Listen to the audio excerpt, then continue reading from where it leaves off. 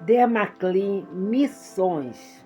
Este é um trabalho voluntário mantido pela Dermaclin Aliança em Dermatologia e pela Dermaclin Excellence Cosméticos. Eu sou a doutora Sueli, sou médica e missionária. Trabalho com a minha irmã Felícia, que é psicopedagoga, promotora de venda de dermocosméticos e missionária. Meus irmãos, estamos de volta aqui com nossos estudos e agora nós estamos vendo aqui a porção da Bíblia dos livros poéticos. Nós estamos aqui na divisão do Velho Testamento, da porção do Velho Testamento, né? Eu precisei parar nossos estudos por um bom período, estive em congresso, estive também inaugurando a Escola Bíblica Esmilinguido, a filial do município de Cambará do Sul, que fica a 110 quilômetros do município onde eu resido, em Gramado. Então, são, assim, muitos trabalhos abençoados, trabalhos que eu faço, assim, com uma alegria muito grande. E Deus tem acrescentado, pois hoje eu estou com uma equipe de trabalho maravilhosa, uma equipe de professoras e de monitoras que estão me ajudando muito nessa filial. E foi o desejo delas ter essa filial.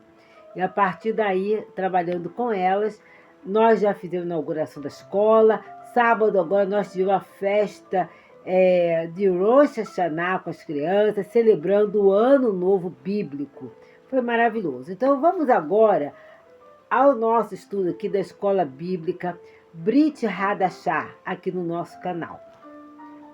Essa porção, meus irmãos, aqui dos livros poéticos vai incluir os livros de Jó, Salmos, Provérbios, Eclesiastes e Cântico dos Cânticos. Lembra que vocês já separaram? Olha aqui, Jó, Salmos, Provérbios e Eclesiastes, né? E os cantares, né, de Salomão, né? Cântico dos Cânticos, né? Lembra que nós fizemos o exercício de dividir todos os livros? Quem continuou estudando enquanto eu estive ausente, mas eu sempre mantive contato com vocês, né? Pôde marcar a Bíblia, pôde relembrar as divisões. Então, qual é o conteúdo aqui dos livros poéticos? Quando nós falamos que os livros são poéticos, não quer dizer que todos esses livros são poesias, que todos esses livros são românticos, não. Por exemplo, quem conhece bem a história de Jó, o livro de Jó, não é nada romântico, né? Jó sofreu muito, mas tem uma grande mensagem, né? No livro de Jó traz para nós uma narrativa. Por isso ele está incluído dentro dos livros poéticos. É uma narrativa de um homem que sofreu muito, mas em nenhum momento ele duvidou de Deus. Houve um momento de tanta dor, de tanto sofrimento, que ele pediu a Deus para ele morrer. Tamanha era a dor. Mas em nenhum momento ele duvidou do Deus grande, do Deus poderoso. O livro de Jó, ele foi escrito muito provável na época dos patriarcas. Assim os estudos dos teólogos e dos sábios da Bíblia identificam. Nós não temos exatamente uma época, mas foi pela época de Abraão, de Isaac, de Jacó que Jó viveu. E quem escreveu essa narrativa foi Moisés. Moisés foi existir muitos anos depois, mas vocês sabem que de Abraão, Isaac, Jacó, até quando o povo esteve no Egito, até quando Deus levantou Moisés, que tirou o povo do Egito, então no deserto, Deus deu a Moisés a primeira tábua, a primeira escrita. Até ali, toda a história que o povo israelita vivia ia passando de geração a geração. E Moisés, ele foi um homem muito culto, porque ele foi criado no palácio, né? Dos egípcios, quando ele foi tirado das águas e foi criado pelas princesas, né, do Egito. Então ele teve uma cultura muito ampla, conheceu toda a história, além de ter reconhecido que aquele povo escravizado ali no Egito era o povo dele. ele conheceu a história passada de geração em geração. Então foi Moisés quem escreveu o livro de Jó. E esse é o conteúdo, é uma história de uma vida muito próspera. Ele era o homem mais rico da região, mas que passou por um grande sofrimento, que Deus permitiu para provar Jó. E Jó em nenhum momento duvidou da palavra de Deus. Jó sofreu muito, mas Deus não permite que nenhum de nós passe por um sofrimento maior do que nós possamos suportar. Se Jó passou por tanta dor, é o que Deus preparou ele para suportar. Então, depois do livro de Jó, nós temos o livro de Salmos. O livro de Salmos contém 150 salmos, tá? Do 1 ao 150. É muito comum nós acharmos que todos os livros de Salmos foram escritos por Davi. Não, Davi não escreveu todo o livro de Salmo. Davi escreveu 73 dos livros de Salmos. Eu tenho aqui, claro, tudo resumido, tudo anotado para vocês, porque não é coisa que a gente precisa gravar, nós precisamos ter conhecimento e não gravar todo esse conteúdo, né? Então, o Davi escreveu 73 salmos, tá? E quais foram os salmos que Davi escreveu? Eu vou colocar na descrição dos 73 salmos, quais foram os salmos que Davi escreveu. São muitos, tá? 73. Então, eu não vou passar aqui falando para vocês salmo por salmo, porque ficaria bem cansativo, né? Mas vou colocar na descrição, tá? Um exemplo, tá? O Davi escreveu do Salmo 1 até o 41. Depois escreveu de 51 a 70 e assim por diante. Na descrição, para quem quiser ter um pouquinho mais de conhecimento, já vou colocar na descrição quais foram os salmos escritos por Davi. Moisés escreveu um dos salmos aqui do livro de Salmos. Moisés escreveu o Salmo 90. E Asaf, ele era responsável pela música, pelo louvor do templo. Era um homem muito sábio. A família dele cuidava da música, do louvor do templo. Era um cargo muito especial e ele foi designado por Davi. Então, ele escreveu 50 salmos aqui dentro dos 150 salmos. Os filhos de Cora. Cora foi um homem que viveu lá na época de Abraão. Então, a descendência dele, levita, sabe, dos levitas. Então, os filhos de Cora eram os levitas, também sábios, que cuidavam ali da casa de música do templo, na época de Davi, de Salomão. Então, os filhos de Cora escreveram 12 dos salmos. Eu também vou colocar para vocês aqui quais foram os salmos. Ele escreveu do 42 ao 49 e outros, completando os 12 salmos.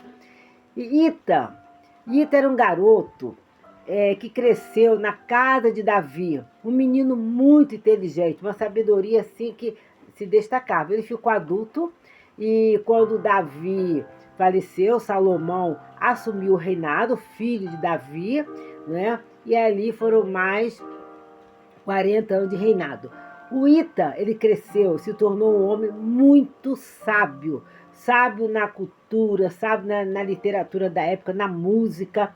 Então, o Ita, dos 150 salmos, o Ita escreveu um salmo. Ele escreveu o Salmo 89. Ita se destacou pela sabedoria dele, assim como Salomão se destacou como o homem mais sábio daquela época. Ita também, ele cresceu junto com Davi, ele cresceu junto com Salomão. É uma história muito bonita do Ita. Então, depois do livro de Salmos, nós temos o livro de Provérbios. O livro de Provérbios, meus irmãos, é o livro da sabedoria, né? É um livro que tem muitos ditados, muitos ensinamentos, né? Então, para a gente ler, nós devemos ler. É um livro pequeno, é um livro com muitos ditados, né? E tem um aqui que eu separei para vocês, porque reflete o nosso dia a dia.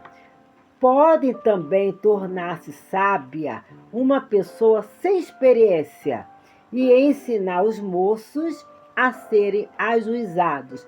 Provérbios 1, versículo 4 e 5. Então, vejam, Como nós vamos nos tornar sábios? Os próprios provérbios, os próprios ditados aqui nos ensinam que para sermos sábios, a sabedoria está fundamentada aqui na palavra de Deus. Então, ela tem uma pessoa simples, sem experiência, ela se torna sábia e ela é capaz de conduzir crianças, conduzir jovens a serem ajuizados. Isso é muito importante.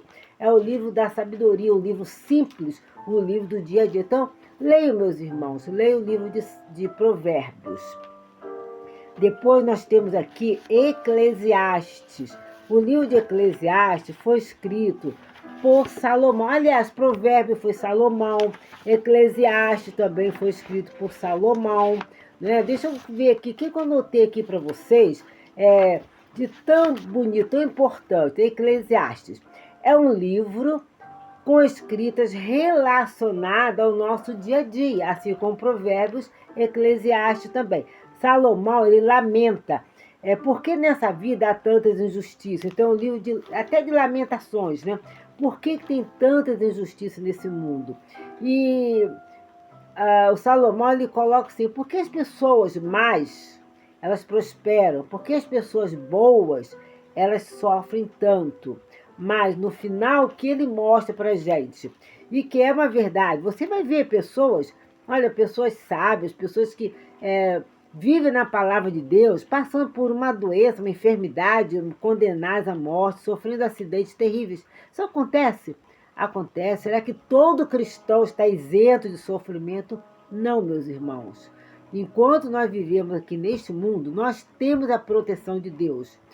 Mas a certeza que nós temos é que nós devemos sempre nos lembrar, lembra-te do teu Criador, enquanto ainda é jovem. Porque se você conhece a Deus, você vai ter a certeza que Ele está com você em qualquer situação. É claro que Deus dá grande livramento a nós que somos o povo dele. Mas ainda que um de nós venha a perecer, quando nós fechamos nossos olhos, nós não morremos. Nós já acordamos para a vida eterna junto com Cristo. Então, quem tem Jesus no coração não morre. Quem tem Jesus no coração está com uma doença que a medicina não cura e que Deus não fez o milagre de curar aquela pessoa morre, aí você vai perguntar, olha, mas por que aconteceu isso? Você fica em sofrimento, a família fica em sofrimento, mas aquela pessoa que fechou seus olhos, o corpo dela muito doente, ele ali, aquela pessoa vai se encontrar com Cristo até o dia da ressurreição. Então, é isso que Salomão mostra para a gente. Ele lamenta, ele mostra o sofrimento da vida, mas mostra que nós, que temos a certeza de um Criador, nós podemos vencer, meus irmãos, todos os sofrimentos. E o último livro aqui dessa porção dos livros poéticos, meus irmãos, é Cântico dos Cânticos, escrito por Salomão. Esse aqui, sim, é verdadeiramente um livro poético, é o livro do amor, é o livro da declaração de amor de um homem para uma mulher, de uma mulher para o homem, para o seu esposo, do marido para a sua esposa. Então aqui, olha, em Cântico dos Cânticos, esse livro tão pequeno, você pode tirar daqui alguns versículos, sabe? Colocar no cartãozinho para o teu esposo, para o teu noivo, sabe? Porque esse aqui, sim, Cântico dos Cânticos, a Bíblia é tão completa que ela tem até mensagens de amor para que nós possamos expressar o nosso amor para o nosso esposo expressar o amor para a esposa.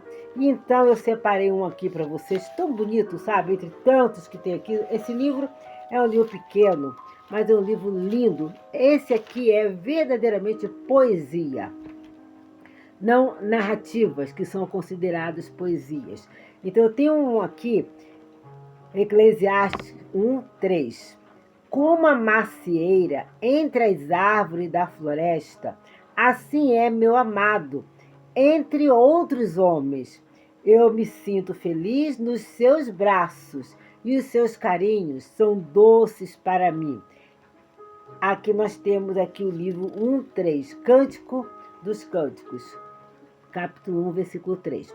E aí quando ele fala, como a macieira entre as árvores da floresta, a macieira é uma árvore muito, muito encantadora em Israel. É para nós também, né? E nós conhecemos, né? Todo mundo conhece a maçã do amor, né? O amor é sempre representado por uma maçã.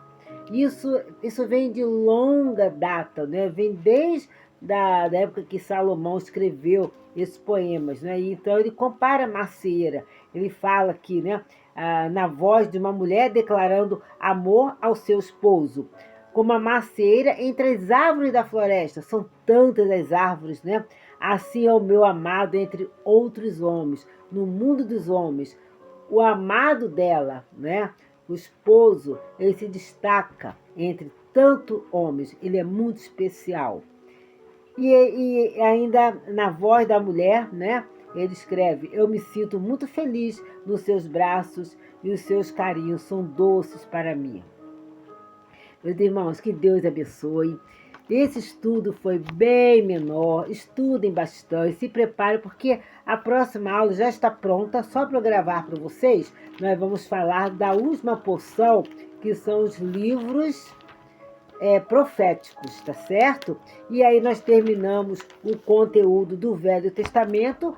Vou trabalhar com vocês também aqui no conteúdo do Novo Testamento e logo depois finalizamos o nível básico, nós vamos para o intermediário, que eu vou fazer um estudo maravilhoso com vocês. Desde a Arca da Aliança, que Deus preparou o tabernáculo e a Arca da Aliança, lá no deserto, a construção do primeiro templo por Salomão, a destruição do primeiro templo, a reconstrução do segundo templo, a destruição do segundo templo, meus irmãos. E nos dias de hoje, Israel se preparando para a construção do terceiro templo, e essa construção diz respeito a todos os judeus ortodoxos, assim como para todos nós cristãos, judeus cristãos, cristãos católicos e cristãos evangélicos. Vamos entender a construção do terceiro templo já no próximo nível. Vamos terminar primeiro o básico. Que Deus abençoe vocês. Tenha uma noite maravilhosa. Eu senti realmente saudade de gravar. Alguns irmãos estavam na expectativa de quando eu iria gravar. Eu tenho alguns alunos que são muito dedicados, muito fiéis. Vocês são as pedrinhas, vocês são os tesouros que Deus colocou na minha mão para eu lapidar. Eu cuido de cada um com muito carinho e com muita oração. Que Deus nos abençoe.